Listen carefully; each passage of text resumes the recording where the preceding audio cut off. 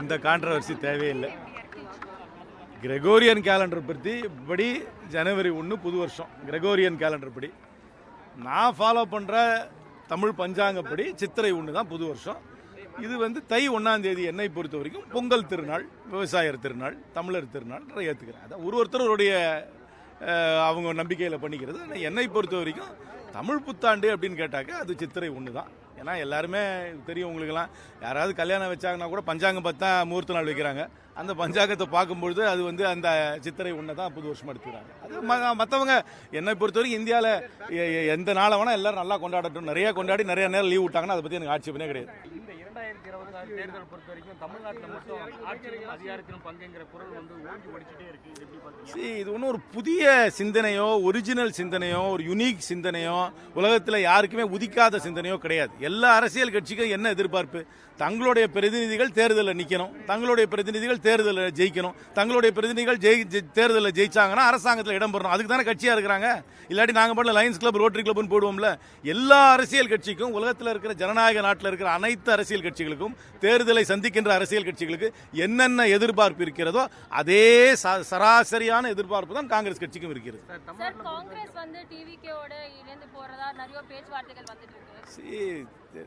காங்கிரஸ் கட்சி இந்தியா கூட்டணிக்கு இந்திய அளவில் தலைமை தாங்கிறது. இந்தியா கூட்டணியில் திராவிட முன்னேற்ற கழகம் இருக்கிறது. தமிழ்நாட்டை பொறுத்தவரை திராவிட முன்னேற்ற கழகம் இந்தியா கூட்டணிக்கு தலைமை தாங்கிறது. காங்கிரஸ் கட்சி அந்த கூட்டணியில் தான் இருக்கிறது. காங்கிரஸ் கட்சி அதிகாரப்பூர்வமாக திராவிட முன்னேற்ற கழகத்தோடு மட்டும்தான் பேச்சுவார்த்தை நடத்துகிறோம். அதற்காக தான் 5 நபர் குழு இருக்கிறது. This is the official position of the Congress party. Congress பார்ட்டிக்குள்ள பல பேருக்கு பல ஒப்பீனியன் இருக்கும். It's a large political party. People will have multiple opinions. We are a democratic open party, so people will have multiple opinions. But the party itself is officially in the India Alliance, which we lead, and we are only in discussion with the DMK officially. Sir, தாவேக தலைவர் விஜய் அவர்கள் மீண்டும் CBI முன்னாடி 19ஆம் தேதி ஆஜராகணும்னு சொல்லியிருக்காங்க.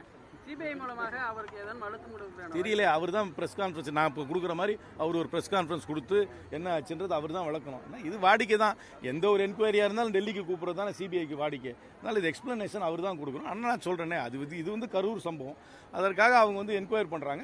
CBI என்கொயரியை கேட்டதே டிவிக்கே தான். அதற்கு அதுக்கு இணங்கி தான் கோர்ட்டும் அந்த ஆர்டர் கொடுத்தாங்க. இப்போ அதுக்கு அந்த இன்வெஸ்டிகேஷனுக்காக போயிட்டுருக்காங்க. அதில் என்ன கேள்வி கேட்டாங்க, என்ன பதில் சொன்னாருன்னு எனக்கு தெரியாது. அது அவர் தான் சொல்லணும்.